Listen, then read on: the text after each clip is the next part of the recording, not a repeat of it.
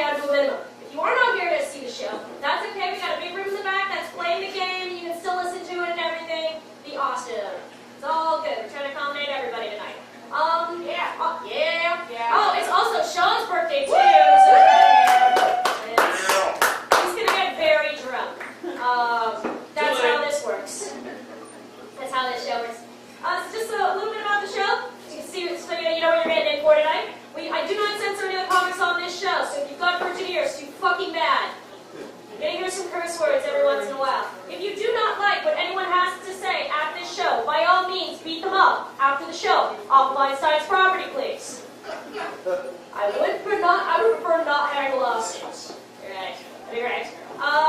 Comics, everyone up here gets about 5 minutes. I'm gonna light you at 4 and light you again at 5. And if you go over your time to 6 minutes, I will physically kick you off the stage and rip on all your material.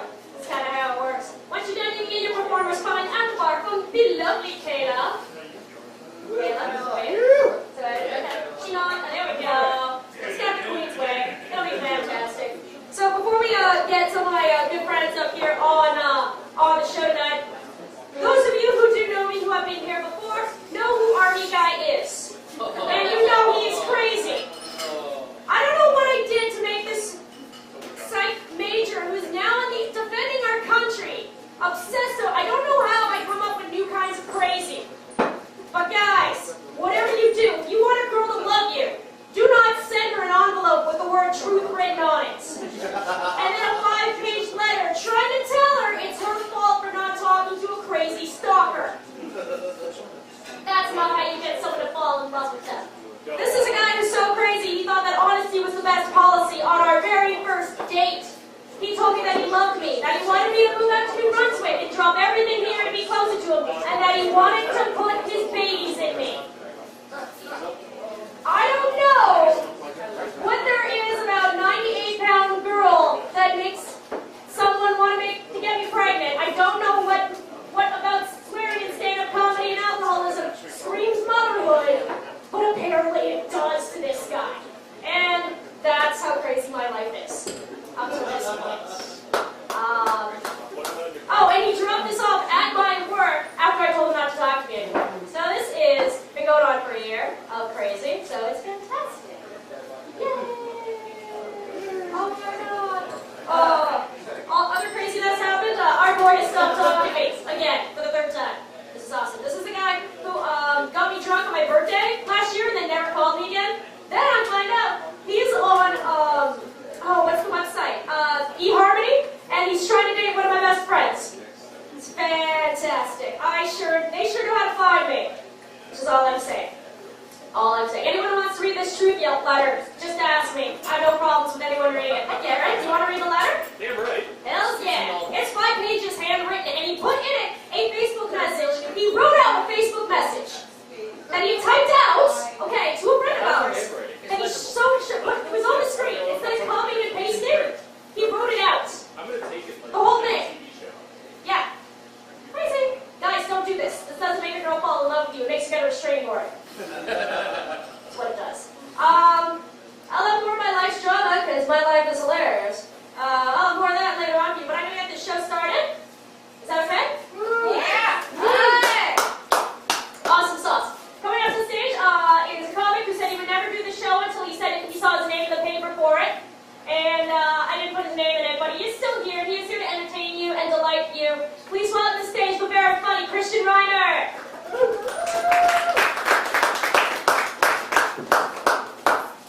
Good evening. Thank you very much, Chris Brazeau. Happy birthday, mate. Thank you. You're fantastic and looking absolutely down this evening. It's great to be here on the fucking coldest night of the year. Yeah. Yes. Pittsburgh Steelers fans in the room. I'm just going to pander quickly. Woo woo. Yep, no me. No, sure. I love football fans. More so, I enjoy the fact that you guys like homonyms. Or at least the imagery of them. I'm talking about the use of the letter D in defense. As though, hey, football players are not smart enough to know better than to go, hey, it's a D in fence. Maybe we should utilize this as part of our strategy. Okay, I'm just reaching for your football players don't get jokes. It's this. Have you ever been in a situation where you've said to yourself, you know what? It just might be easier to buy some new underwear than do laundry today. Which I'm well stocked up on socks, like I don't need to rush through that because Christmas time provides you lots of socks, but not always underwear, right? You know, saying because I thought my talk about the Christmas time. This is what frustrates me a little bit about the truth of Christmas is that they're still trying to sell us that Santa's workshop is in the North Pole. And we all know Santa's elves are Chinese. Honestly, if you look at the back of all your Christmas gifts, you'll see made in China. It's where the workshop is. I want to tell you quickly this wonderful little story. A little while ago, I had the opportunity to have a date, and I'll go back. In fact, it was a few years ago, and I've just recently re-met this person. And this is our one night intimate meeting. I was courting her for a while, and she came back to my place after not stalking her, but saying, "Hey, let's just get the truth out there. You should go back to my place." She came over, and we're hanging out. She said, "Listen, I'm going to use the washroom." And while she was in the washroom, and she was taking her time, she came out no sooner than she went there in a furious rage. And she was holding in her hand. She goes, "What is this?" I'm like, "What?" She goes, "What is this?" And it was like, "That's a hand towel you have." She goes, "I know. Where did you get it?" I'm like, why are you so angry? Don't you have your own hand towels? Like, you need to know where I shop for these? "Where did you get it?" "Well, where?" And I go, "I stole it." Which was getting the truth out there. And she goes, "Oh, where did you steal it from?" "Well, I stole it from the gym." Because, you know, they give away the towels with the towel service, right, at the gym. And I thought, well, shit, for the price I'm paying, I feel as though maybe I should get, something out of it. Well, it turns out this girl, her family owned this gym. And the gym went out of business. Supposedly because people were stealing the hand towels. Every month they'd buy 400 hand towels, and at the end of the month they'd have to buy another 400 to replace the 400 that seemed to have been stolen. And I was like, and she was ready to leave. She just emerged. She was upset. She's like, "I'm going." I'm like, no, don't go. Because I was really setting the mood that evening, and boy, was the mood ready up until that point. And I do what any man would do in that situation. I beg for her to stay. "Please, don't go. Please, God, I love you. You're the greatest. Oh, God." At which point in time, I think she sympathized and go, "Yeah, you know what? I'll stay." And then she started getting a little bit sexy on me, and she goes, "I'm sorry." And she did like a little bit of sauciness, kind of rubbing at the cleavage area, where the tattoo is. I'm like, "Oh, you're a fat girl." And I was like, "Well, thank you for staying." And she said, "You know what? I would like to try something." I was like, "What's that?" She goes, I'd like to tie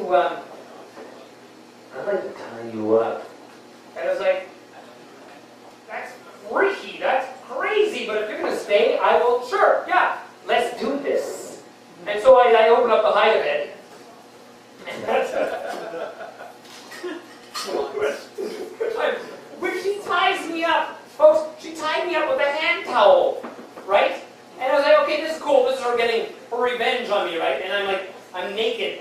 And she's like stripping down as this is all taking place. And I'm like, this is weird because I've never been in that situation, and I really should have tried to heat up the apartment to really have set the tone. And she said, "Hold on one moment. I'm going to go to the washroom and freshen up." And I'm like, "Okay." And she goes into the washroom, and she's taking her time at this point, and then she comes out, and she's now fully clothed, right? And she takes the hand towel from my stash of hand towels, and she starts flicking me with it, but not playfully in that flirtatious way, tapping around the balls and shit like that. She's like snapping it, like, ouch! And like, I can't really move because I'm tied up, and I'm like, "What are you doing, you crazy, you know, ah!" And she then goes and she grabs all my hand towels, even the ones I bought, and fucking just says, "I'm leaving," and she fucking just takes them, puts them under her arm, and walks out the door, doesn't even close, and I'm tied there, naked, cold hair, and going, "Dad, come back, please!" And just this weekend, as I'm contemplating, after about 2.5 years of not trying to recall the situation, she wants to add me as a friend on Facebook. and I'm contemplating it. I'll get back to you with an answer. Happy birthday, Chris. Thank you very much, Christian Reimer. Christian Reimer, everybody. Likes being tied up and having his towel stolen. Woo-hoo! Sexy. I bring up your next comer to the stage. He thinks my birthday is so important he forgot he was on the show and doesn't look himself. Which is great. I still love him. I think he... Douchebag. Oh. Douchebag indeed. I know what Shark Fin's doing this to you, right? Remember that? Yeah, see? There you go. It's all good. Who's on the stage? Don Bray!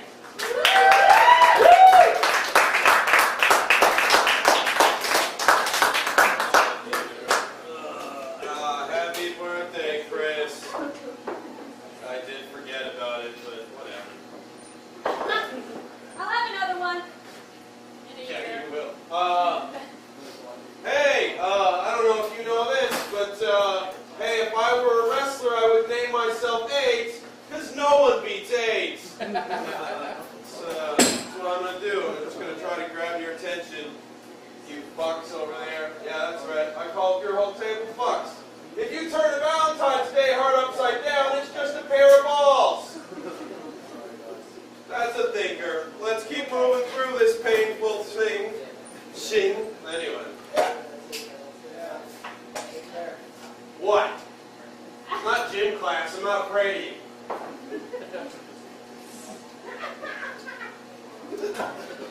Alright, so here's the thing. I was hanging out at a bar like this. Not too different. Just hanging out with some friends.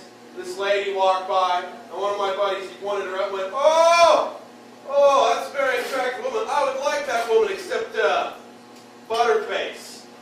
And I went, "What did you just say? What?" And he was like, "Butterface. You don't know this? Butterface, her face. Butterface, her face." And I was like, "Oh, okay, I get it. Because I have rules like that too, you know. I'd be like, "Oh, what an attractive lady, except, butter herpes. What a hot chick, except for butter 6 months pregnant.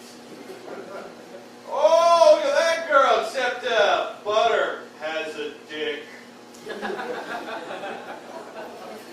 Sorry to be so picky, people. I'm sorry to be so picky. Just that I like my women like I like my coffee, you know.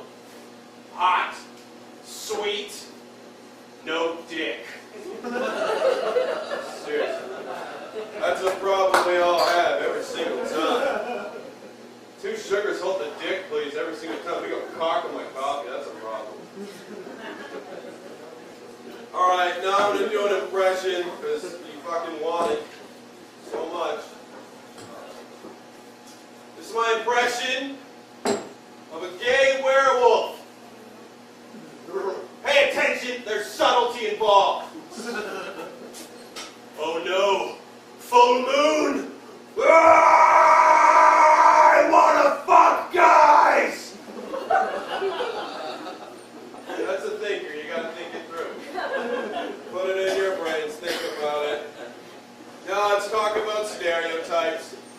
A lot of comedians use stereotypes in their acts. That's okay. I don't usually use them because I don't think they're very true. But there are some stereotypes that are absolutely true. Like if you see a guy with a shaved head and a Nazi swastika tattoo on his arm, pretty sure that guy smokes cigarettes. You see like 2 UFC fighters holding each other in the corner of a ring for 5 minutes just on top of each other, sweaty, heavy breathing, close the entire time. They will still not share an umbrella if it is raining. If you see just one cop at a party, I'm pretty sure that guy's a stripper.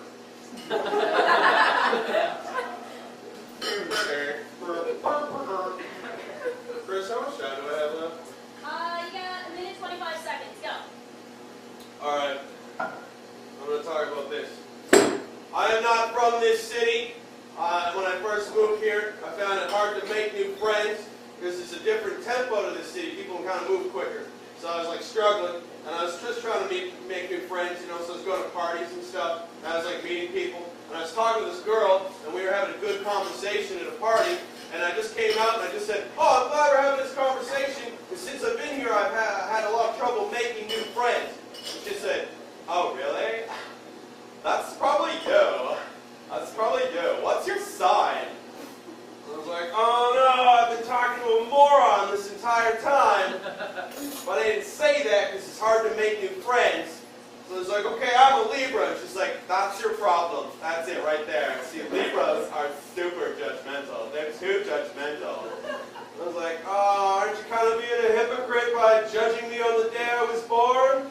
She's like, oh, no, not at all. See, I'm a Capricorn, and we don't judge. You see, Jesus was a Capricorn. I'm like, oh, okay, curveball, that is true, that's a fact. But I thought about that. Oddly enough, I've thought this through. That is true. Jesus, born at Christmas, is a Capricorn.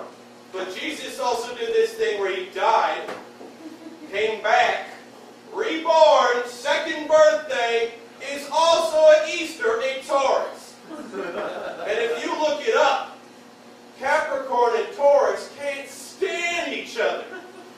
Capricorn finds Taurus overbearing. Taurus finds Capricorn too selfish and picky.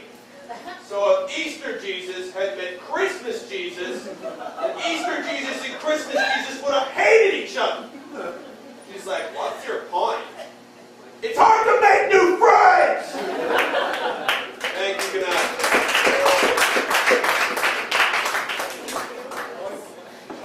Tom Perret, everybody! Woo! I love you. Isn't that great?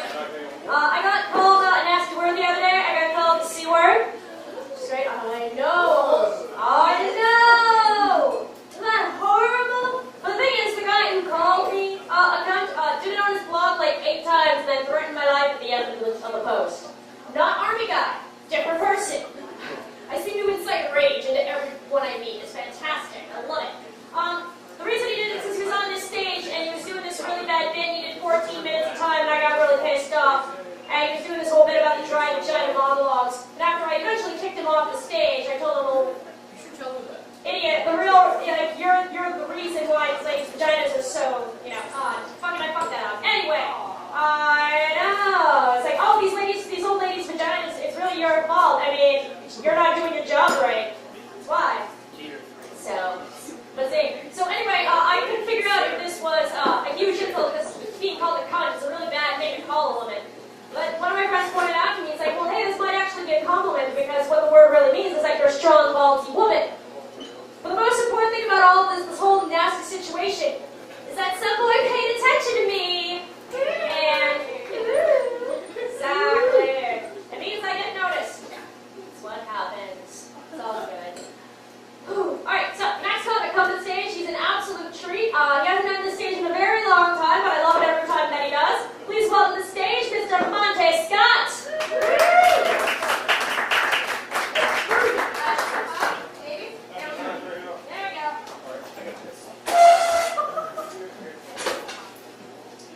What's up, guys? How the fuck you doing? Yes. It's just unbearably cold out. How good is this country that we would fucking stay here? My mother left Guyana, it was warm, and that's just because they were macheteing people. Who gives a fuck about that when... Jesus, it's cold. You think they were giving blowjobs out of the street, for fuck's sakes, that we would stay in this country? It's amazing to me. I berated myself all the way here going, what the fuck am I doing here still? I got a passport.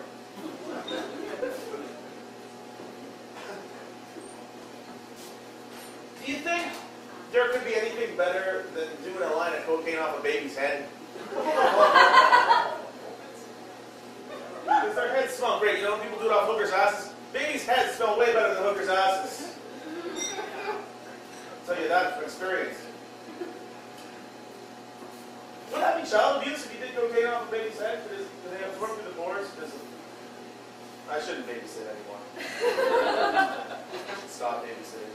I got in trouble because I told my friend that his kid looked like Darth Vader with the helmet off. Because the baby looked like Darth Vader with the helmet off. Old men look like babies. Darth Vader was an old man. He had it was an infant, so it had like a shriveled head, looked like it was burnt. Looked like Darth Vader with the helmet off. All the kid needed was a cake. But my sister was like, "Are you crazy? You can't tell somebody that the fucking kid is like Darth Vader with a helmet." I'm like, "It's no big deal. It's not like she was coming down for her 13th. She was 13 years old. She was coming down for a drinking prom or some shit. I was like, "Hey, Graham, your kid really looks like Darth Vader with the helmet off." She's not gonna outgrow that kind of ugly. You know what I mean? Kind of ugly sticks around. I was watching a show, Haunted America, or Haunted Canada. I don't know. I forget which country was haunted. And it was a typical ghost story. You know, they have a lot of ghost stories going around. This particular ghost story, they were talking about there was a ghost bellboy in a hotel. Sometimes people would help me in a room, and it's fucking ghost bellboy. It's just amazing that he'd have a shitty job like bellboy, and he's still putting in the hours. He's getting paid time and a half or some shit. Because I'll tell my future employer something. If I ever happen to fucking die on the job, I quit. Okay? I'm not fucking carrying your bags anywhere, alright? My ghost is laying the fuck down. If you have a ghost that won't get off a couch, maybe me.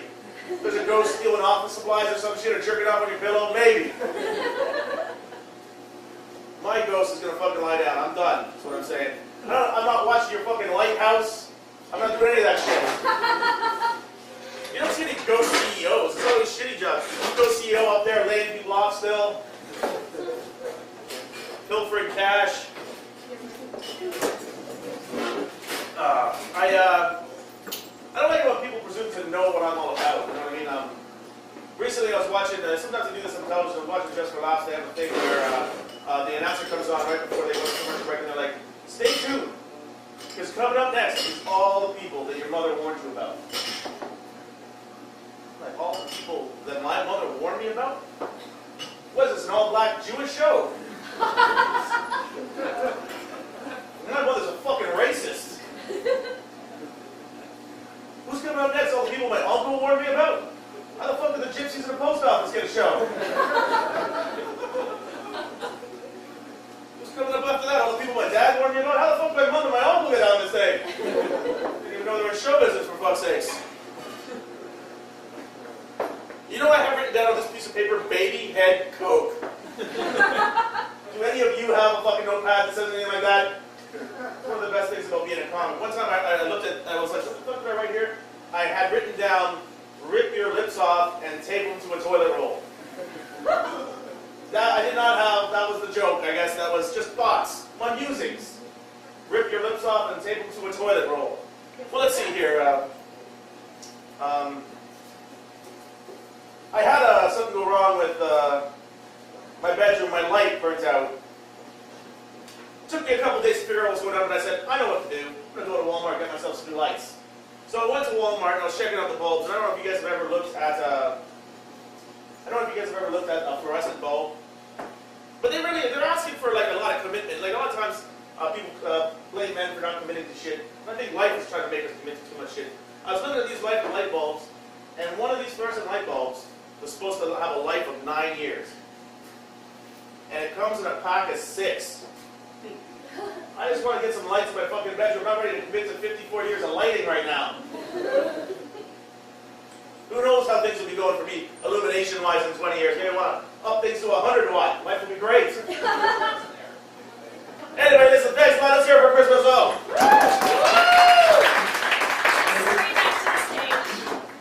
Monty Scott, everybody!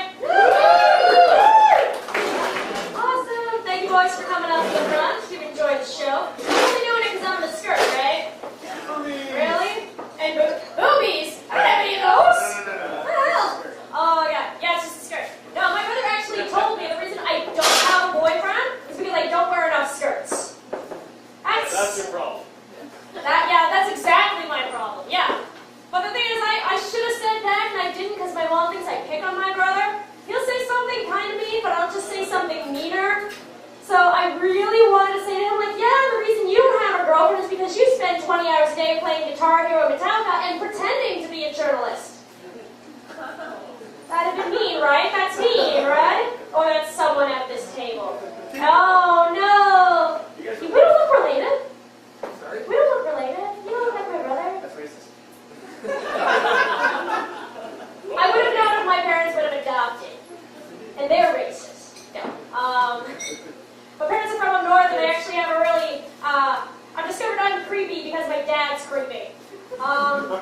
No, creepiness is genetic. It totally is. Because my last major boyfriend that I had, I hit on him in this bar, and I pretended to drop a roofie in his drink, and I came back up on stage after he asked me to watch his drink while I went to the bathroom. And I was like, oh, hey, Ryan, let's call him. Let's just call him Ryan. And I was like, oh, if you wake up tomorrow morning and your pants are around your ankle, your car is in a ditch, and there's goats around you, just so you know, I put a roofie in your drink. And everyone laughed, and he chugged the drink, and you know, love it first drugging, right? I told the story to my mom, and she's like, oh no, not again. Really? Gee, Mom, I want to know, how did you and Dad meet? You never really, cleared that up for me there. I really kind of don't know. So what they told me is they met at the bar in Sudbury. It's one bar. And he was with his television crowd on one side of the bar. She was with her radio crowd on the other side of the bar. And for about a month, he eyed her across the bar. And one day, he got up the gusto and the courage to go up and talk to her. And he's like, so hey, your name's Mary, right? Yeah. So you work at the radio station, at this radio station, right? He's like, yeah. That's on the street, right? Yeah. Okay.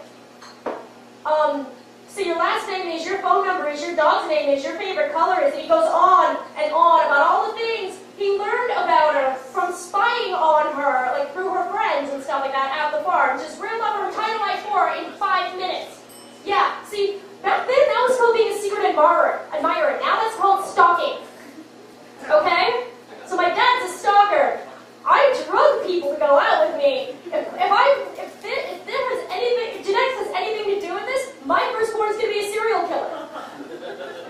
Logical steps, right? Just tell me what's going to happen. Who's next up? Yes. Alright. Alright, your next step this evening started this room like, what, a million years ago? Something like that. He started this room before he had kids, which is why I run it now, because he's paying too much attention to his kids. What's up with being an attentive father, right? I know, eh? What's your deal? He doesn't even know what his deal is. He doesn't know why he pays attention to his daughters. So that one day they'll take care of him when he needs to be in a home. That's probably what. No, being a nurse is a very rewarding career. Just saying. It is. So please, welcome the station man who started this room many, many months ago, Ari Gazelle.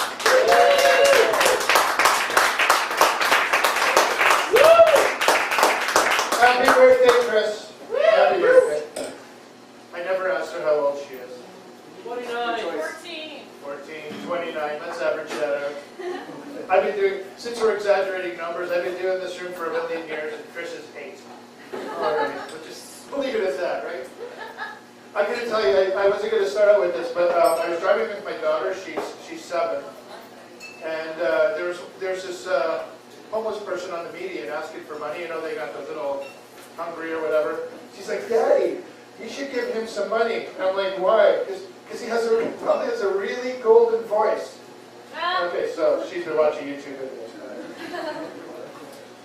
So my friend phones me up, and he goes, Ari, because I just found out how one little tiny word in the English language can make such a difference in what you're trying to say. I'm like, what are you talking about, Al? And he says, you take the word the out of the phrase, I just came out of the gym, it has a whole different meaning. So, just be careful, people, that's all. And apparently, and this is like old news, but Viagra, there's a little side effect warning that if your erection lasts longer than 4 hours, you should call a doctor. Now, I'm not a professional or anything like that, but I'm calling a doctor after 3 hours. Because I start to get really nervous. That's all I'm saying. You guys ever had a 3-hour erection? Yeah? Yeah. Poor idiot, but if you know, then never mind. That's worse than my joke, actually. I think they should stop asking or skill testing questions if you win a contest. Just because I believe that really stupid people deserve to win prizes too. I love Bon Jovi. 2 times 6.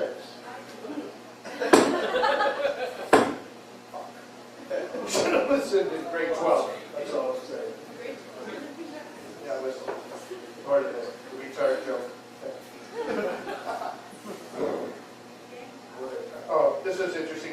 They're doing a biopic of Aretha Franklin, which is basically a kind of a movie about her life. And she wants Halle Berry to play her. She wants Halle Berry to play the young Aretha Franklin. So I actually looked up, Aretha's always been this big. And even when she was like, what's that? I thought he was vomiting or watching football, but apparently he was watching football. So you gotta watch out for people. So we need a mop at table 6. So anyway, I'd say so she wants her to play Halle Berry to play the young Aretha Franklin. Now I checked it out. I'm telling you, even at that age of like in her 20s, Aretha still looks like she could have eaten Halle Berry, and nobody would have noticed. So you might want to do one buckle in your belt so you can eat somebody. I like women's curling. Anybody into curling at all? And it's not for the reason. I'm not a sports guy at all. I just love it when you sit there and you hear women go harder, faster, because I'm married and I don't hear that a lot anymore. And the interesting thing about curling in general is if you watch it, sometimes when there's a cool play, which I have no fucking idea what that means, they play it back in slow motion. Now, according to my mathematical calculations, curling actually happens in slow motion. So I'm no Einstein, but if you start to play it in slow motion, it actually goes backwards in time. That's how slow it's recorded. Yeah, it's... anybody here have kids? Not you guys. You guys are too busy looking at each other's cocks and directions. One day you'll find out it actually has a purpose. Yeah. And then you get married and do your business, and then it no longer has a purpose. It's a weird cycle. Yeah. So here's my wife the other day. She said, and I've been married for like 16 years. My wife said to me, "Ari, I love you, but I need my own space." So I'm kind of handy. I went to Home Depot, bought some shit, and built her an enclosure around the bidet. Knock yourself out. Do whatever you want. Never go in there. Ever. Do better. I should say I never tried it, because I had it. If your balls ever need a cleaning, there's, But, guys, have you ever washed your balls on a bidet? No? It's kind of cool. If you lift your balls, it's a whole new sensation. It's what do you do when you have 3 hours to kill? I mean, what the fuck do you think of that? Like, I hope it goes down. I gotta call the doctor in 20 minutes. Splash some water on it. Splash some water on it? Does that do the trick? Yeah. Just look at an ugly picture with hairy armpits. No? No, okay. That still turns you guys on somehow. Jews in the house? We got any Jews? Am I the only one? You like how we just like run into like a car into a fucking brick wall? Jews? Anybody? No? What the fuck? I'm not into segues. I just let the facts people. So it's interesting because I don't know how to put this, but I don't look typically Jewish. I don't get that, whatever. So it's a religion, not a race. We don't race much either, if you know what I mean. That's why it's like we're more into accounting than It's really interesting. There was a Jewish guy in the Blue Jays, and man, you go to there's 8 million people in the synagogue, and they're talking about one guy who made it in the sports arena. All the accountants get together. All right, good enough stereotyping. I had a point there. So on a construction site, because I worked on a construction site, and during lunch, one of the Italian guy goes, you Jews, after he goes, you Jews, it's very interesting. I heard that when you guys want something, you go to your synagogue, and you go up on the podium, and you just ask for it. I'm like, what the fuck are you talking about? So he says, what's your name? I said, Ari. He goes, so you go up there, and you go, hi, my name is Ari, and I need $10,000 for a new boat. And I'm looking at them like you guys are looking at me. And I'm like, what the fuck? What kind of fucking boat can you buy for $10,000? Are you fucking kidding? Jeez.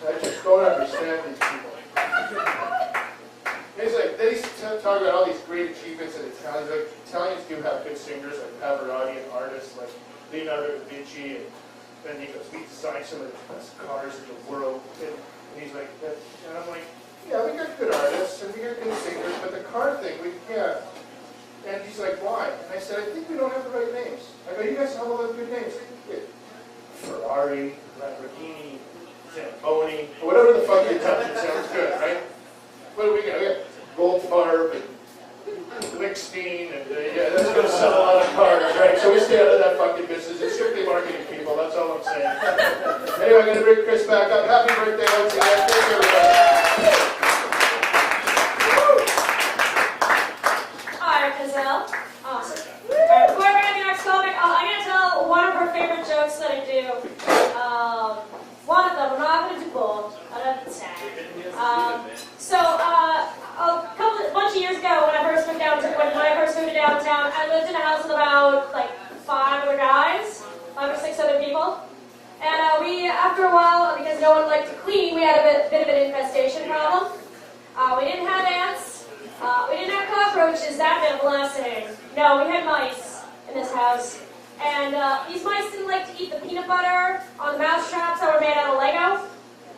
And for some reason, my vegetarian roommate thought it would be a good idea to bring his Lego with him from Niagara Falls and build mouse traps out of them. Somehow. And these mice also didn't like to eat the hamburger helper that was left on the counter every single night. Oh my gosh, like a year, every night, the hamburger helper was on the kitchen counter. One night, it was so bad. Okay, the smell of it woke me up from a deep sleep 3 floors up. Food should not smell that bad.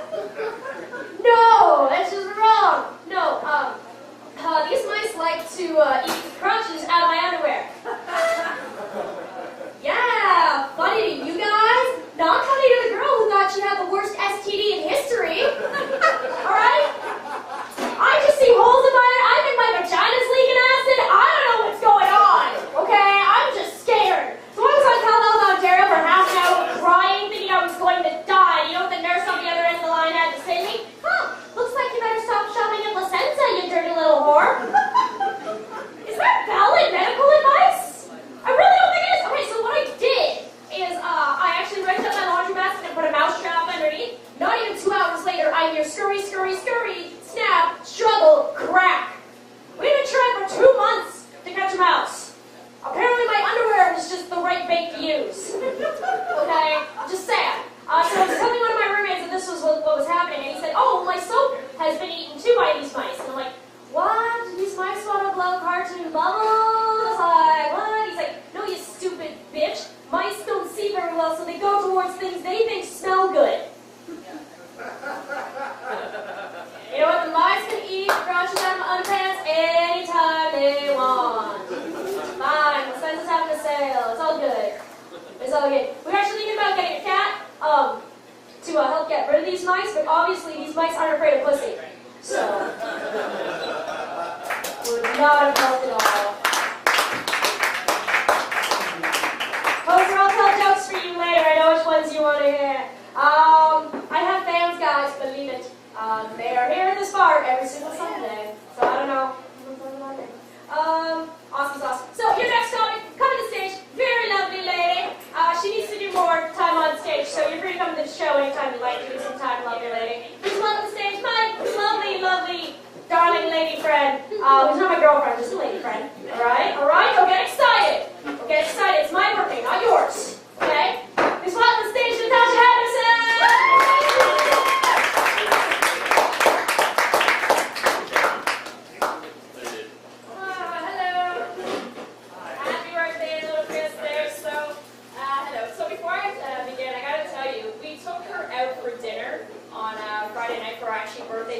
Sean was there, so you can actually vouch for this. If you see her, you know she's just teeny weeny. She's like as light as a kite, right? To see this woman eat, it's an event. I videotaped it. It's on Facebook now. It's on YouTube. So I'm just going to describe it here in detail, okay? First of all, like, I can only say out of relief, I'm just really glad that all parts of the cow are used in her meal. Yeah. She had a giant Big Kahuna burger the size of an infant. Then she had a boatload, like I'm talking a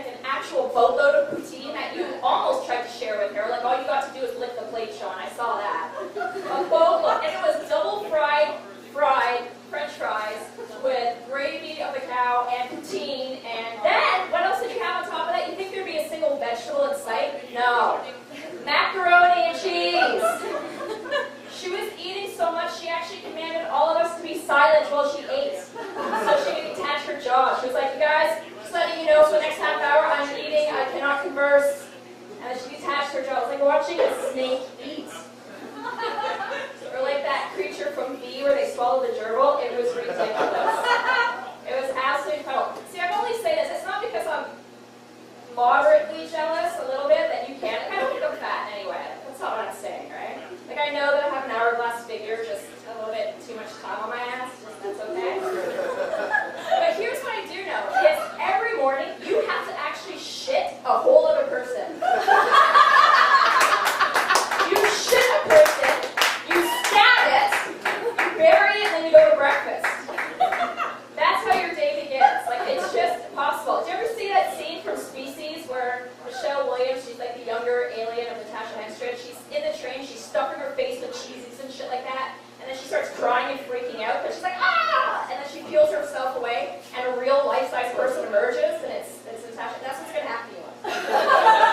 Just letting you know, one of these days, it's actually going to hit, so. But yeah, so that was Friday night.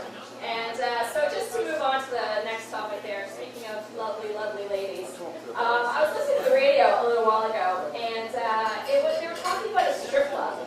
And it's a strip club in Toronto. I can't remember the name of it, sorry, can't recommend it.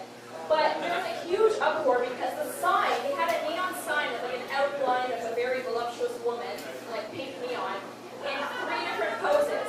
And the first pose was her just standing up like this. The second pose was her like turning around to the side. The last pose was her bending over and grabbing her ankles, right? So the Toronto Council of Anal Retentive People, whatever you call it, got really upset. They said that you can't have this light flashing in succession, so showing a woman like reaching for her ankles. It's too sexual, it's too solicitation, it's not right. So instead the city council decided, okay, well what we're going to do now is instead of actually having that go in succession, we're just going to light all 3 up at once. That's what we're going to do, so it doesn't actually look like a woman moving to bend over, it's just that's what it is. So I actually found a strip club and I walked past it. Do you know what I'm talking about? Yeah. So you walk past it now, and I looked at it like, how is this so much better? What this now looks like is Darwin's evolution of butt fucking. Awesome, Toronto. So much better. Toronto the good, Toronto the anal, right? So it's like you go to Amsterdam for the free pot, you come to Toronto, look what we got. I don't know. So yeah, that's pretty interesting. I gotta say, not everything in Toronto is that anal. Like, I love Toronto so much. The best part that I love the most about Toronto is actually the squeegee kids, believe it or not. I love squeegee kids so much. The reason why is they're so cheeky. Like, they're just such cheeky little monkeys, and I love them. I was actually down by Riverdale where I live, and it's a little bit ghetto-y, it's a little bit cracky, but it's not so bad. But I was walking down the street, and this cutest little, like, dirty squeegee kid comes up to me. And he, like, dreadlocks, the army pants, and squeegee, smells, and he looked like big pants. You like, see it all coming off of him, just like his fumes, just like this. And he comes up to me, he's like, ma'am, ma'am, ma'am, ma'am. And I don't answer because my name's not ma'am. I'm school for a ma'am, so call me bitch or babe or, you know, whatever. Just don't call me ma'am. But he wouldn't stop. So eventually I turn around and I'm like, what? And he goes, excuse me, I'm sorry to bother you, but do you have any weed? And I was like, kid, look at me. Like, seriously, look at me. Do I really look like the kind of person that would share? So I kept walking on my way there, so yeah, that's pretty good. I'm not actually completely adverse to drugs. I don't do drugs. I don't really like drugs too much. I do support weed culture, though, like the marijuana culture. I have no problem with it.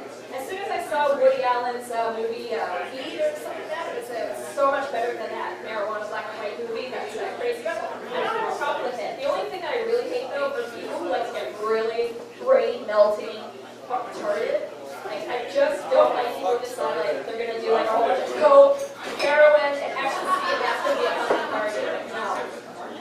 So this one time I went to a rave because my friends were like, you have to check out this rave. It's gonna be a lot of fun, right? So I go to this rave and I'm like, all right, standing outside in line at this giant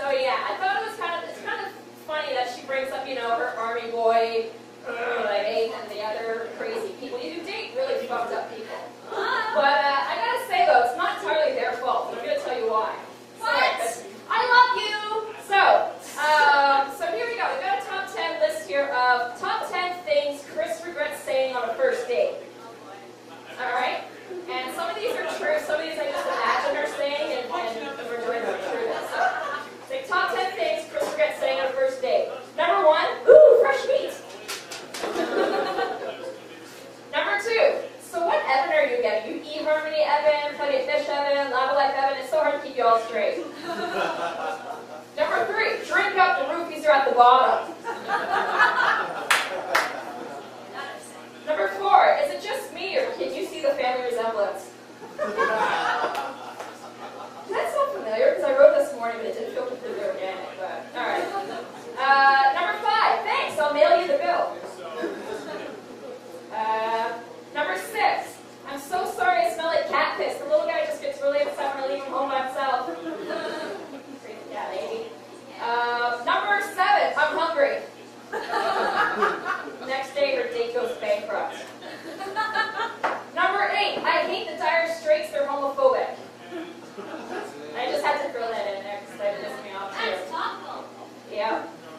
And this doesn't pertain to how cute she is. Number 9, don't worry, I don't need ID to go to the drive-in. So little. It's cute. Number 10, finally, I was wondering when my wood delivery would arrive.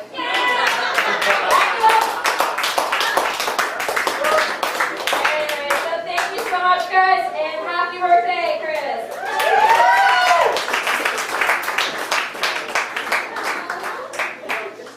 Natasha Henderson, everybody. You guys understand what wood delivery means, right? It's not about lumber. Well, it is about lumber, but you know. Just sort of kind of. Lumber. Good time. Alright, I think that's all. Hopefully your next comic has it fucked up. Because I know I'm going to be early. You know, she doesn't know it, but now she does. Please call on the stage, Allison Dorr!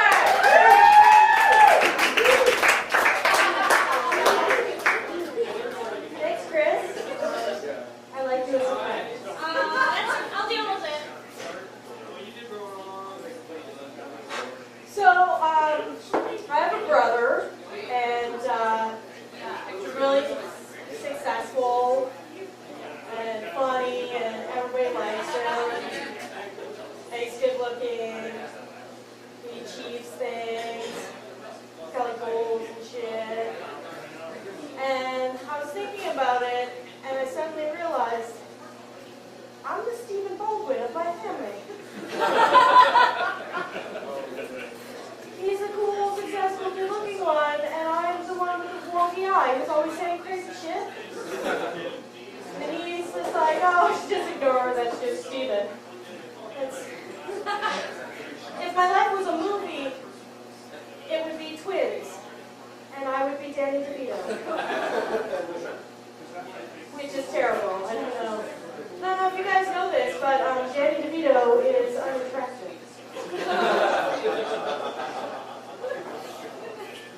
So, I drink a lot.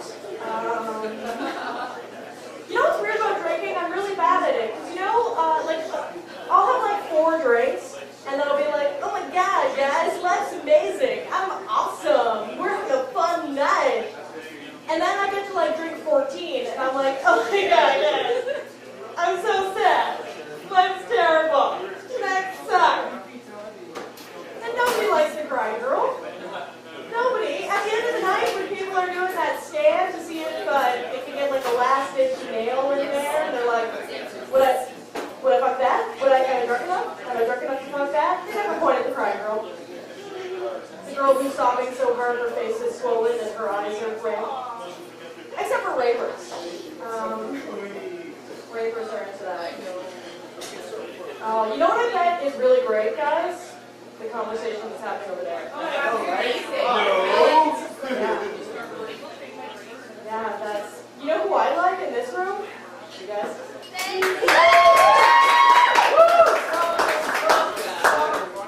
Everyone else can lick my balls. Yeah, balls. You have a problem with that? Are you judging me? I have a scrotum. I don't know if you guys noticed this, but it's winter. And so I have some advice. And I mean this with love. If you are a woman over the age of 10, and you are wearing a tube with little ears on it to look like an animal, you are a fucking loser. And I feel like these women are wearing these hats going, this hat shows that I'm irreverent, that I have a childlike sense of fun. No, what that hat says is, I do not have sex. It says that at home you have a stuffed toy on your bed next to a pillow that says, a house without cats is not a home. So work on that. Also, have you guys noticed that the fur hat is this season's ironic mustache? Everyone's like, look at me in this giant fur hat. I'm like, super clever. Take off your fucking hat. I have a male friend who doesn't like vibrators. What? Yeah, because he feels like they challenge his manhood, I guess. And he's like, you know, the penis can't do all that stuff. And it's got 20 things and it vibrates and it twists around. And they do now. They're pretty awesome. You should get one. But here's the thing. For guys, your junk's all out there. It's easy for you to masturbate. You're just like, oh, just squeeze that and I'm awesome, done.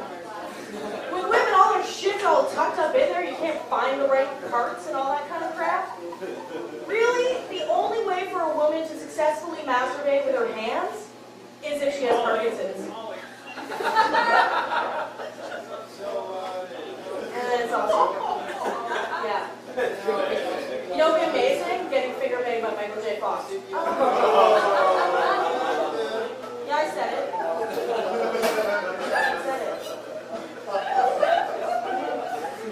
You're going to think about that tonight, baby. You go to bed. Yeah, you are. Alex P. Keaton has never been so sexy. I'm really big on honesty. I like people like, just fucking be who you are, tell the truth, be honest about shit. And that's why I'm kind of in a fight with pornography. Yeah, because porn lies to us. And here is the prime example. You know what you never hear in a porn? Thing? Yeah, only one person knows what queefing is. Amazing. And she's like, do it all the time. Oh yeah. Here's the thing, people. If you want me to believe that that bitch is getting banged by 8 dudes for an hour, there are gonna be some vagina farts. Okay, it's science. You can't pump something in there and not expect it to come back out. That was Isaac Newton's third law of physics. There will be farts. All right, you know, guys, that's time we're done. That's it. Vagina farts, goodbye. Please, I know someone makes your vagina farts tonight. Oh, it's winter. Yay. Aww. Alice the door, everybody! Alright. I had another joke request it's from the birthday boy, Sean, this time. This is a joke that he enjoys. I'm gonna do it. So I made a mistake the other day, last weekend actually, of trying to go to Walmart on a Saturday. It was not a good idea. But they had a sale on, which was kind of cool, and I thought it'd be a great idea to maybe get a new bra or two, and they had those on sale, which is awesome. Except they had this clothing line, this little underwear line that's called Just My Size. So I figured, okay, that means they have something for everyone, right? Logically. Yeah, okay, good, you're following me here. Awesome, making sure you boys aren't lost here. I don't know how much you know about women's underwear.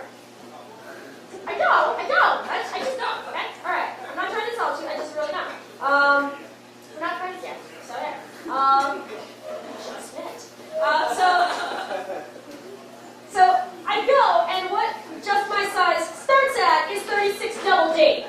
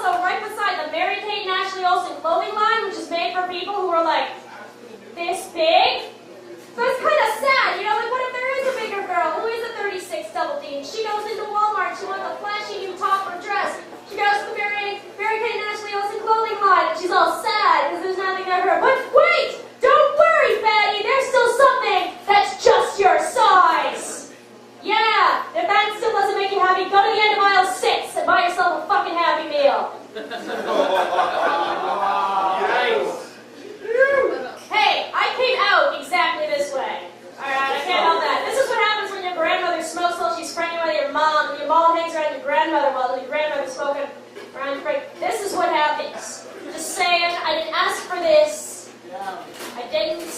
It just happened. So everyone, if you want your kids to be skinny, cute, and annoying, smoke while you're pregnant, ladies. Smoke while you're pregnant. Yeah! You want them to turn out like me? Do that. Oh, golly. Is that what you wanted to hear, Sean? Yeah. You just wanted to hear the Happy Meal part because it reminded you of food and food was delicious. Yeah. I love you. Awesome. All right. And you know who else I love?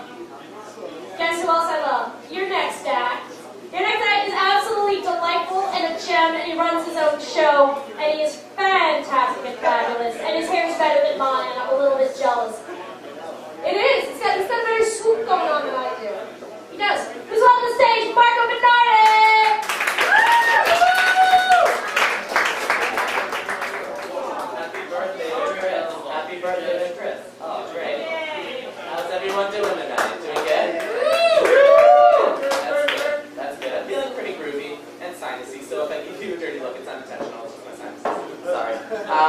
So, hey, I'm feeling pretty groovy. I had a really good holiday. I went to go see my family, like extended family by blood, not big extended family, like huge fun brother-in-laws. None of that. And but I went to go see my aunt, and I saw my nieces for the first time in like a really long time. And as soon as I walked into the door, they saw me and they were like, "Oh my God, I can't believe Jesus is going to eat with us for Christmas." Today? No. This house? No. And I was just like, guys, I'm not Jesus. I'm not. I'm just his gay uncle. I came, I'm his gay uncle. I brought some brisket. Let's do this. This joke. But like, I saw my niece Madeline, and she's lovely. She's great. Like, she has beautiful blonde hair, like luxurious, natural highlights and everything. And as we were eating, I was like, oh, I'd kill for those highlights. And she was just like, thanks, Martha. Does this mean that the boys will like me more? And I was like, that's so cute. That's so cute, right? And I was like, not only will they like you more, they'll think you're easy. So, give and take. Give and take. I come from Welland. I come from Welland, Ontario, which is like the small town outside Niagara Falls. And Welland has a lot of like greenery and Canadian tires and potholes and cocaine. I haven't seen any of that cocaine. I'm a good guy. But like as a child, I would go to the Welland Canal and watch all the boats come in and sail away. Pretty cool. But like Welland is also known for having a lot of pregnant teenagers, and I would watch their dreams sail away. Also, with those boats. But like whenever I go to Welland, I go to this shop called Liquidation World. It looks just like it sounds. Upscale. No, it's not upscale. It's disgusting. Not good. But you get like cheap DVDs for like $1.99. So I was like rifling through the DVD bin one time, and this like short, strange ragamuffin of a woman comes up to me, charges at me, and she's like, excuse me, do you know where the dog food is located? And I was like, I don't know what you're talking about. I don't know. And she's just like, excuse me, what aisle is the dog food located? I was like, all I'm hearing is sounds. I don't know what you're talking about. I don't know what you're talking about. And she's just like, don't you work here? And I'm just like, does it look like I'm on probation? Do I eat Lipton sidekicks for breakfast, lunch, and dinner? No, I don't. Do I have skin tags on my neck? I don't work. I keep my neck clean. Guys. Hygiene, everybody. But like, I went to high school, as we all do. But like, I got bullied a little bit in high school. And, you know, they have this like, it gets better thing where it's like, you know, supports anti-gay bullying, which is pretty cool. And I was bullied a little bit as a high schooler. But I think the reason why I was bullied is because the jocks were all jealous of me because I was able to grow cool feet. Yes, right? And they could just grow like lame peach fuzz, lame teen status. And but like I had a friend, a girlfriend who not a sexual, but a girlfriend, and whose boyfriend was a jock boyfriend. Like a jock guy. And she came up to me one day and she was just like, Marco, how do you do it? How do you grow a beard? My boyfriend, start growing out. You can only grow a teen stash. How do you do it, Marco? How do you do it? And I'm just like, well, just tell your boyfriend just go down on a lot of dudes. Because right here is all pubes. So, no, it's not. This is semi-pubes. Just kidding. It's all natural. It's all natural, guys. I love my mom so much. She's short and Italian, and I adore her. And she's 58, rocking it. But like, she works as a waitress / caterer, and she works with a lot of like 23-year-olds. And there's this 23-year-old guy who's pursuing her. And he tried to impress, yeah, I know. But he tried to impress her by giving her his rap demo. And she was telling me about it. I know. She was telling me about it. And she was just like, Marco, oh my God. I just wanted to clean the house one day, Marco. One day. So I decided to put some music out in the radio. And I put it on this rap CD that this guy gave me from work. Oh, that one. And then I put it in the radio. And I'm cleaning the floors. Then all of a sudden I hear through the radio, oh, fuck me, mamacita. I want to lick your ass so clean like ice cream. And I jumped. I was so shocked. I wanted to have a heart attack. What does this mean, Marco? What does he want to do to me, Marco? What is he trying to say to me, Marco? And I'm like, Ma, I think what he's trying to say is that he's stable. So, I had a really good New Year's. I went to a small house party, and I saw my friend from high school, which was pretty cool. But she also brought along her other friend from high school, and we all think that he's like obviously in the closet. So my friend was just like, don't coax him out, don't be an asshole. And I was like, I'll try not to. And but like we were all sitting in the house, like in the living room, and we were listening to somebody's iPod. Then all of a sudden, Celine Dion comes on. And this guy that we all think is in the closet says to me, Marco, I need to ask you a question. Am I the only person that thinks Celine Dion is a trap? And I'm like, oh my God, you need a cock in your mouth. You need to stuff your face and shut your cock hole. Am I right? That's what you need to do. But he didn't hear me. He was doing pirouettes. But well, I'll leave you with one more thing. One more thing. Is that okay, Chris? Yes, Okay, one more thing. I used to have a day job at the CN Tower, selling Photoshop green screen photos of the Toronto skyline. I know, job of a lifetime, missed opportunity, but I quit. And they were tacky photos, they were horrible photos. And like I have to say that these photos were amazing. Like this woman came in one time and I was like, oh, you look so beautiful in this photo. You should buy it. You look like a class act. You should buy it. Spend the $30. You look beautiful. But what I really wanted to say was, oh, this photo would look a lot better if you just washed your face. But I didn't say that because I have a sensor in my head. But I worked with a lot of people that were just like lost causes, you know, like that were just like sad people, and they're not working in the CN Tower.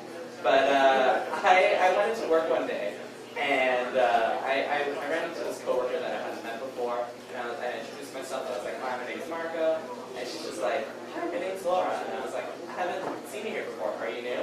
And she's just like, no, I'm just on maternity leave. But I was just on maternity leave and stuff. But next week is my Sweet 16, so it all makes up for it. And I'm dying for a shooter. And I was like, oh my God, are you from Welland? Are you? Yeah, something wrong with tonight.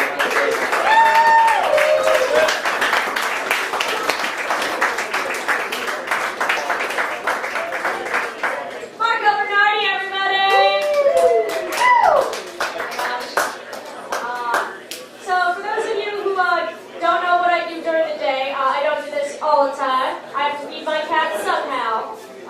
So I work retail during the day. I'm a merchandiser, which basically means I play with the big plastic bins and crotches all day.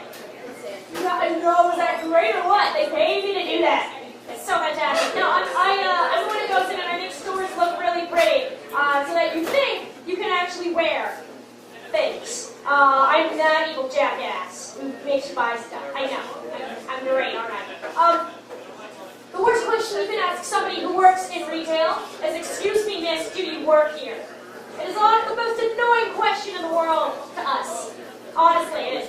Excuse me, miss, do you work here? No, I'm just coming out of the room where it's employees only with a stack of sweaters in 20 different colors and 5 different sizes, because I'm a really ambitious thief.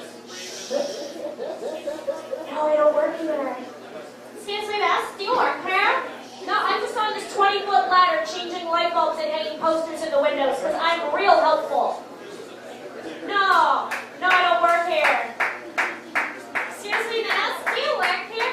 No, you know what? I don't, but I am wearing the exact same outfit you see on the rack beside you in the middle of winter with my coat off. Because gosh darn it, this store is the hip place to be. Yeah, no, I don't work here. Not at all. No. I used to work on Queen West. It was actually one of the creepiest things. Some days, I actually had, I saw her coming from across the street. It was creepy as hell. She just comes storming across the street into the store, and I'm like, this is going to be interesting. I just say to her, hi there, how are you doing today? She says, I don't need your kind of respect, and throws everything off the table and storms on out. That was interesting. It scared customers. That's right. We had another guy who rushed into the store, stuffed a whole bunch of clothes down his pants, and then ran out the door. My manager raced after him, caught up with him while smoking a cigarette. That's a little scary. Just a little. Last thing that happened to me, which was really odd, I was putting up, they're called vinyls or Klingons, whatever. Those little stickers you see on windows that have words or their snowflakes or whatever to make the windows look, make the glass look pretty. And some of you guys know what I'm talking about, right? Okay, yeah. So one guy was actually out the window doing this while I was trying to install them. Scratching at it, like you know how it was happening. And I installed it so there's paper behind it still, and tape. Okay, they're not even up. They're just kind of there. And he's like, how do you get them to float like that? I'm like, well, they're not. He comes into the store and he asks me, like, well, I just have them with tape right now, stuck to the glass. And I gotta put them up later. He's like, but how do they stick? Well, there's glue on one side, and then there isn't on the other side. And then when I take away the paper, they stay. And he goes outside, and he's scratching the windows. He comes back the next day, after it's all installed, he's still doing this to the windows. He's trying to get the letters off. I'm like, what is he on? Because that looks fun. It looks like fun. Oh my gosh. I can have more retail stories for you later, if you want to hear them. You just have to come and ask me. But I'm going to bring up your next comic, who's a delightful treat. He's one of my favorite comics. He tells some of the funniest jokes in the city, and I adore him to pieces. Please welcome to the stage, Mike McGregor.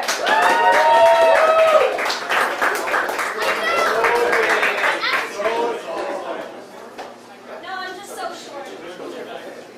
Alright guys, thank you very much. I guess I'll get this out of the way right now, because I know you guys are all looking at me and thinking the same thing. And yes, it's true. I am the love child of an unholy union between the Hells Angels and Weird Al Yankovic. In a threesome with a guy from Nickelback. Yeah, that's what I'm going to talk about now. I'm from Windsor. Anybody here from Windsor? Yes! You don't tend to admit that. I never used to say it either. And then I went to Montreal. I was doing shows up at Montreal, and I told them I was from Toronto because I've been living here for 10 years, and they fucking booed me. Like everywhere else, other than Ontario, they hate fucking Toronto people. And then you tell them that you're from Windsor, and they feel sorry for you. It's like you're their friend's retarded little brother. Like, oh, that's awesome. He just shit his pants. You're cool, man. You're cool. You know, Windsor sucks, eh? You want to know how I know Windsor sucks? You want to know what we used to do for fun when we were in Windsor? We used to go to Detroit. Let that sink in. Everybody else who ever had half a fucking brain in their head got as far the fuck away from Detroit as they possibly could. Windsor's like, what do you want to do? I don't know. Let's go to Detroit. We go to Detroit and find other people from Windsor and beat the fucking shit out of them. Had an awesome gig the stand-up comedian, like a professional stand-up comedian, still don't make enough money to make a living, so I had to take the bad gigs. My gig the other day was, I was paid to drive a midget to a party in Uxbridge. Yeah,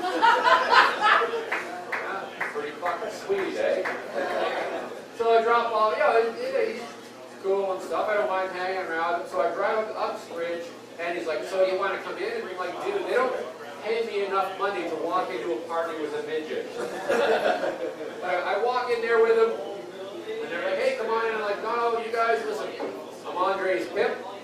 You guys got 2.5 hours with him. You can do whatever you want with him. Don't leave any marks on his face or his arms. Then I went and watched True Grit down in the theater. Best fucking gig ever. Then I come back from watching the movie and picking up Andre. And they're like, hey, do you want to come in for a drink? I'm like, no, I mean, you guys are just getting finished with Andre, but I'm still getting started with Andre. I gotta take him back home, beat the fucking shit out of him, and make him suck my cock. Because that's what us pimps do. Midget pimps. And so anyway, since when did being a pimp be something to aspire to? Like, oh, that guy's a pimp. That guy's a pimp. Like, how far have things gone south? That guy's a pimp, eh? Hey, oh yeah, well, that's a nice hat. That's a really pimp hat. Yeah? Well, those are some pretty child molester pants. It's the same fucking sort of thing. So as at a wedding, did I tell this joke yet? I'm pretty drunk right now. I was at a wedding a while back, and I was sober at this wedding. I don't recommend being sober at a wedding. I don't even like how sober I am right now, and I'm actually pretty drunk. And this drunk guy comes up to me, he's like, listen, man, you got to remember that after you get married, the only people you can cheat on your wife with are other married women and prostitutes. Because they're the only ones that can keep their fucking mouths shut. Like, what do you say when you hear somebody say something like that? Hey, gee, thanks. Thanks for the advice, Dad. Because I look like this, I'm like a magnet for sociopaths and psychos. This dude in my building stopped taking his medication, started going completely crazy, yelling crazy shit out all the time. I'm standing outside the building, he opens up the window, and this is what he yells at me. He's like this, he's like, hey, you with the mustache! Don't be sucking any dicks today! Everybody at the bus stop is staring at me. I'm looking around to see if there's anybody else with a mustache. Like I'm stuck, eh? What do you say? I'm like, oh, yo, don't tell me what to do! Thanks for the advice, Dad. Hey, thanks a lot. You guys have a lot of fun. Happy birthday, Chris!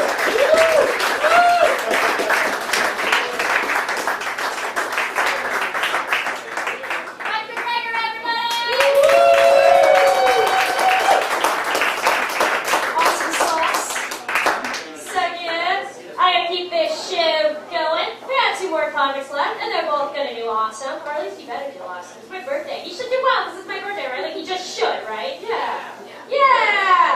Pressure's on. I told you. Awesome. This coach just moved back to Toronto because he's done school or moved out of his parents' place or something like that. I don't pay attention to other people. Because they're not me. I want to pay attention to anyone else. I gotta take care of myself first, damn it. Then my cat. Then maybe I'll start caring about other people. It's probably Wednesday. Please, I haven't had anything to drink either. I've just been drinking water and juice. So I'm just like this. It's not because I'm drunk, I'm just like this. Please welcome the stage, Luke Gordon-Freedom!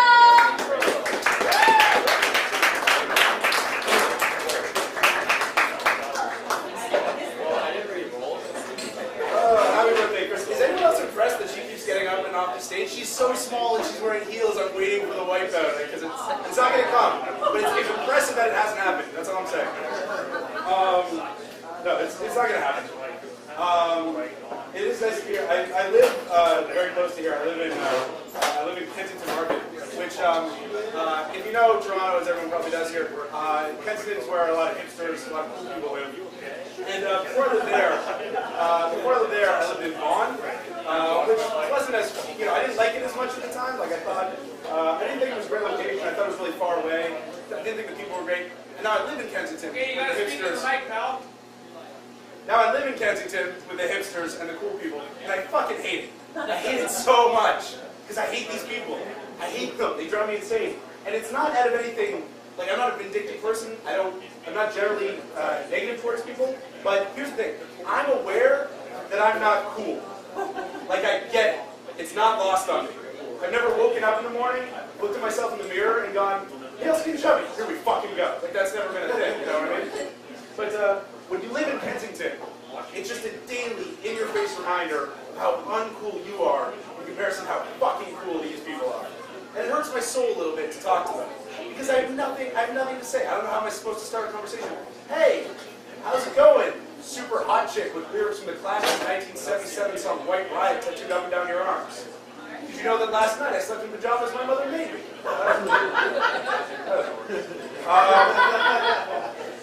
What's up? Dude dressed as a Hasidic Jew, ironically.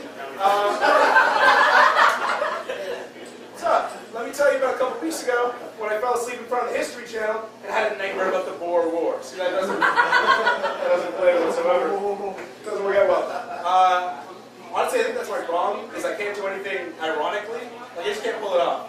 There are some people in this world, some of them might be here tonight, and they can walk out of the house in a Nickelback t-shirt or a Coldplay t-shirt, and somehow you just know they don't like Nickelback. They fucking hate Nickelback, and they're making fun of people who do like Nickelback by wearing the same shirt that they wear. It's very meta. I don't know how they pull it off, but they do. I feel like at this point, I could walk out of the house in a George W. Bush t-shirt, and everyone would just go, yeah, I can see that. You look like you could like Bush. You look like you could be a Bushman. I did just get back to Toronto. I didn't finish school, but I was on exchange, and I was living in Germany for 4.5 months. And I like Germany. It's a nice country. Beer is very cheap there. I don't know. Everyone else seems to know that. I didn't know that going in. I've never really been outside Canada. I'm just used to Canadian prices. I get there, my second day there, I go grocery shopping, get beer in the grocery stores, which is already kind of mind-blowing for me. And then I pull my cart into the beer aisle. There's a fucking beer aisle. And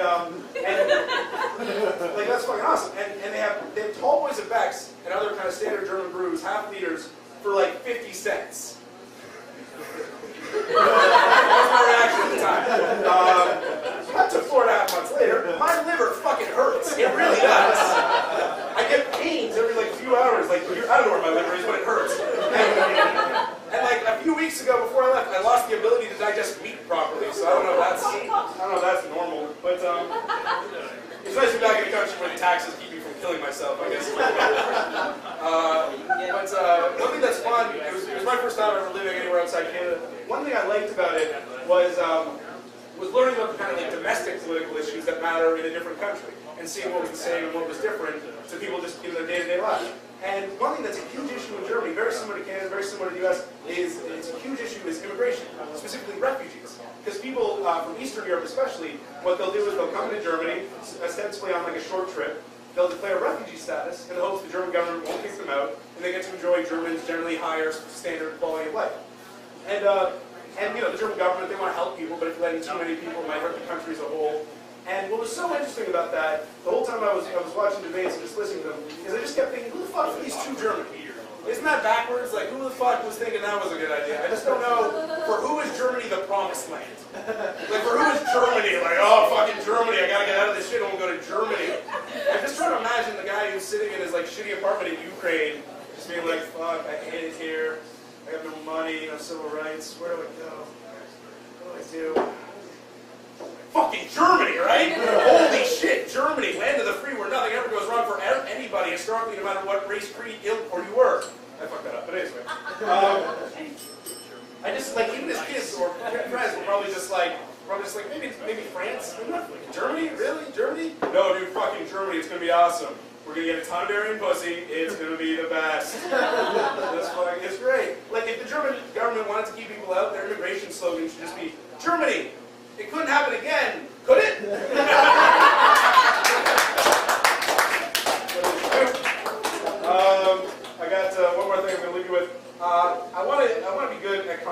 I'm not sure I'm good at many things in my life. Like I'm kind of like a mediocre person. I haven't done much with my life. Like my biggest accomplishments, 24, my biggest accomplishments are like winning the Super Bowl in Madden 2009 a couple times. Masturbating 8 times in a single day. That's about it. Yeah, but I cheated on the last one because I finished at like 12:02 a.m. and I still counted it. One thing I've discovered I'm good at in the last few years is gaining a lot of weight. I have that down. It's a latent skill. It was given under 21 years of playing sports and my mother started cooking. And the last few years it's just fucking taken off. Like a child prodigy, but late. And one thing that happens when you gain a lot of weight is that your friends, or even just like asshole acquaintances, will try and tell you things on how to not be that way. Because they think the only thing standing between me and physical fitness is information. It's not information. Not even a little bit. But they'll tell me things. I had one friend the other day just completely out of the blue just walked up to me and just go like, bro, don't eat potatoes. I don't know if you know this, don't eat potatoes, bro. Because what they do is they just sit in your metabolism, you don't digest them well, and they just sit in your stomach and you gain weight. So don't eat potatoes, bro, now you know. Thanks, I know. But I also know I shouldn't go to KFC and Dairy Queen within a 1 hour time span of each other. And that has an impact on my behavior whatsoever. I don't know if you know, but the popcorn chicken blizzard is delicious. So that's just FYI. That's just FYI. Ladies and gentlemen, let's bring back Brazeau. Ain't she lovely? Oh, just because you said. I'm so sorry. It's on Mom, Luke Gordonfield. Luke Gordonfield. So for those of you who know me here at this show, any joke requests before I bring up your last comment? Camp? Oh, camping. Oh, I haven't been allowed to tell that story. All right. Sean, you know the camp story? Remember it? Oh, Sean, there's the camp story. All right, you'll see why. I wasn't allowed to tell this joke around my ex-boyfriend because it involved me fornicating somewhat with someone who wasn't him. So he got a little nervous. It was before we met. All right, okay, so I went camping, which was really cottaging with tents outside. At a friend's property a couple years ago. It was a good time, and met this really cute young guy. Things got fun and whatnot. But my friend let us use her tent because other tents were occupied for these same things. It was one of those camping weekends where there's a lot of food, a lot of beer, a lot of drugs, and a lot of, well, you know what all that stuff leads to. So, kumbaya is what it leads to. What were you guys thinking, Dirty? Okay, no, so, I borrowed my girlfriend Lily's tent, and, so, the next day, like the morning, 6 a.m., some people are still awake, a lot of people are not awake, but everyone ends up waking up because out of the tent, I guess her and her boyfriend realized this wasn't theirs. She said, "Ew, what is this?" And she froze the condom out of the tent. She left it there on their air mattress, and they slept on it all night. They didn't know. Yeah, gross, eh? Then we hear her scream again, "Ew, what is this?" And she froze his underwear out of the tent. He put his jeans just back on afterwards. So like that had to change. Because those were the only clothes this guy brought up. So that's all he's got. So what Lily does is she puts them out on the clothesline for all to see, like a little white flag to everybody. And he comes down to talk to me. He's like, so did you have fun last night? Whatever, because things. And I'm like, no, yeah, last night was fun. Trying to let him know behind me on the clothesline that there's something there. I'm like, yeah, it was fun. How are you feeling down there today? Just. There. And he's not really getting it, and I can't tell him.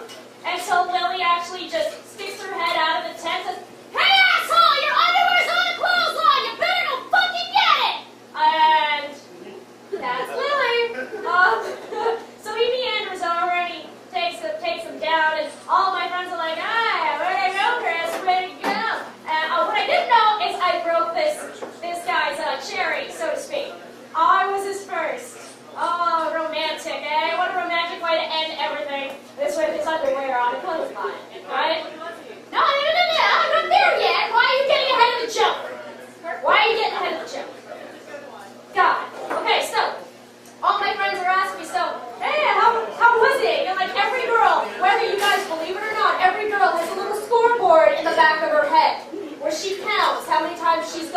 and by who. Like it's broken down into like a pie chart or something, okay? We do it, we do! We keep score. So Chris has a good one. I'm like, well guys, I really don't think it counts. And they're like, what? What do you mean it doesn't count? I'm like, well, I didn't feel anything. And they're like, what? Now, I'm not a big girl, as you can see. I'm not, okay? I'm not, all right? Like a toonie, all right? That's all. Toonie. So, they're like, well, what do you mean you don't think it counts? What do you mean you didn't feel anything? I'm like, well, it was kind of, yeah. Kind of like that. So now every time this certain group of friends see me, all they can go is say, "Hi, Chris." "Hi, Chris. How's it going?" And I can see this look from Phil, and I'm a little scared right now because he's got this stare going on, and he's like, "Yeah, I'll take that challenge." He's like twice my size. I'm a little scared of Phil right now. Oh, and he's had a couple. Oh, no. Okay, that was that joke. Sean, request. That was pretty much it. Those were my top two. Those are your top two? Yeah. Yeah. Alright then. So since no one else has any other joke requests, no one else knows, Josu's got his jokes. Awesome. These guys don't know me. That's okay. Natasha, yes? Trophy. Oh, trophy girlfriend. I label my jokes like songs. That sounds like a really awesome emo song, doesn't it? Yes, it does. So the last boyfriend I had, I felt like the only reason that he had me around was because I was a trophy girlfriend. You know, like the only reason he had me around is because I'm cute, I'm adorable, I'm not hard on the eyes. Okay, I'm hot. I know it. So that's the only reason. So that's the only reason he was dating me. But the thing is, we didn't go out anywhere or do anything, so I felt more like a participant's ribbon. You know, like you're glad you have it, but you don't want to show it off at all. You know what I mean?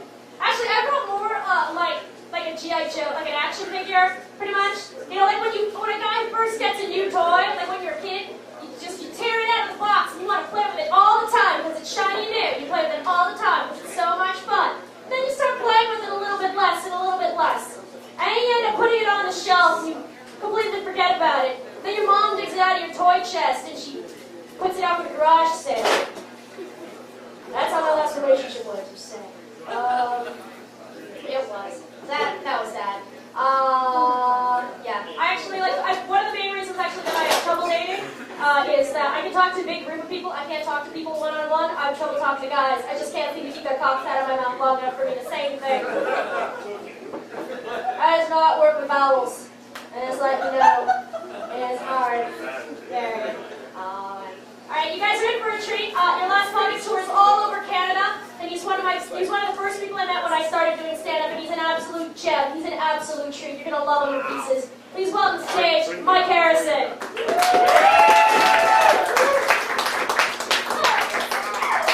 Right on. Happy birthday. Yeah. Woo! You're wicked. Happy to be here. I like libraries.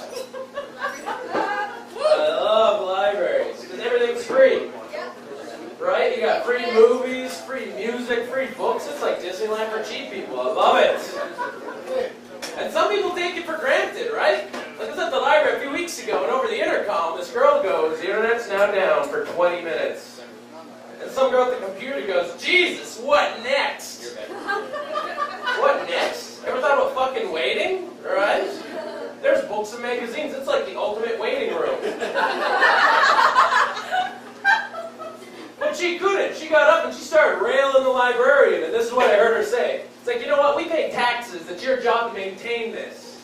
And I was thinking, if you depend on the library for your email, you probably don't pay taxes. I love the library. The library actually lets me take out 50 items here. That's awesome! 50 items. You know what I can do with 50 items? I can start my own library.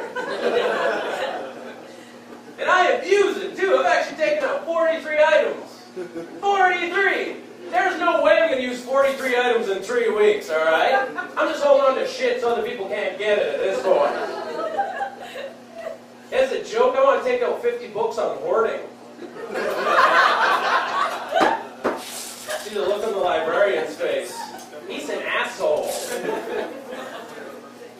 I was out touring out in the West like a month and a half ago. I did that bit, and right after the show, this woman walked up to me, and she's like, "Did you know in Newfoundland they let you take out unlimited items?" I don't know, holy shit, eh? I could walk into a Newfoundland library and be like, "This is all mine, you could go home early, alright?" Yeah, see you in 3 weeks unless I renew the library. I have a lot of friends who are having babies now, and it's interesting because they always leave them with me when they go out for errands. All the time. They're like, "We're going to go to the corner store if you watch my baby." And I hate it. I hate it. Because all babies want to do is kill themselves. That's all they want to do. They're always trying to put small things down their mouth. They're always trying to fall off the couch. This one baby was crying until I picked it up, and then it started wiggling because it wanted to fall on its fucking head. You know what I mean? I felt like I was on suicide watch. I just wanted to tell it, wait, once your limbs evolve, life gets better, all right? Give it a chance. I'm from Saskatchewan. That's where I'm from, and it's a lot of white people. And it's interesting. It's interesting being in Toronto where it's more diverse. And I don't know what it is, but whenever I see black people, I want to do nice things for them. All the time. Like even when I was in Saskatchewan, only one black guy in my high school, I used to open doors for him. Right? You need anything else? Can I take you for a ride somewhere? Hey, fuck off, Dave. I saw him first. You sure you don't want anything? And I know there's one black guy here, and he won't even look at me right now. Oh, there's two. Sorry. Aw, I fucking can only see him. The light's bright. You know what was horrible? Was when we had to play dodgeball with one black kid. That was terrible because no one wanted to hit him. Just standing there like, "You hit him." Fuck no, you hit him. Someone hits him, you're like, "Racist." Because I don't get it. Toronto here, you guys care about where your background's. Like in Saskatchewan, you're white. That's it. Who gives a shit, right? But here, everyone keeps asking me, like, "What are you?" And I didn't know what that meant. Like my first year in Toronto, like, "What are you?" I was like, "I'm Saskatchewan." Right? And they're like, no, like, "What's your background?" And I was like, well, my mom made a lot of spaghetti, I guess I'm Italian. And I told people I was Italian for 2 years before I asked my mom, and she's like, "You're Irish English." I was like, "What the fuck, really?" Oh my god, all this time I've been going to Taste a Little Italy and celebrating World Cup. I've been rooting for their own people. I like working as a comedian. I'm good at it.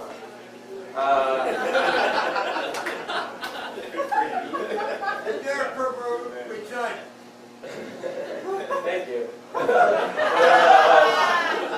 It's like a weird burp.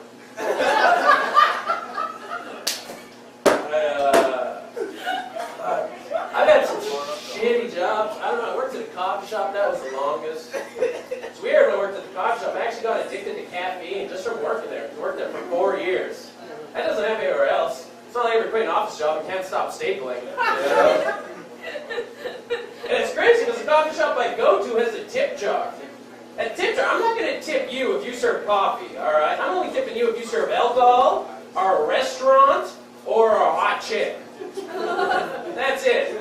And sometimes I know it conflicts because I'll go to a coffee shop and there's a beautiful girl and she talks to me, I get self-esteem. Here's some shekels. Makes sense. But I feel guilty about it sometimes. Like once I did that, and then I walked out, this homeless guy approached me, he's like, "Buddy, got any change?" He's like, "Oh shit, dude, I just gave it to someone with a job." That is awkward. I used to be homeless. I was homeless for about a month and a half when I started being a stand-up comedian, because back then I was not funny. It wasn't that bad, because I was homeless in the summer, which is definitely the best season to fall on hard times, if you ask me. Right? It's warm out, the grass is soft. It's like the Hilton of homelessness, you know what I mean? And I found out now that there's fake homeless people out there. There's people who aren't even homeless who go out there to make money. Who the fuck thinks that way? Where you're just sitting there like, how am I going to make money? Oh, I'll just imitate people who have none. Alright, where do you come up with that? You know, and it's crazy for me because now I don't want to give money to homeless people. I'm afraid I'll give it to a fake one. So I think they should have homeless IDs. You should apply to be homeless.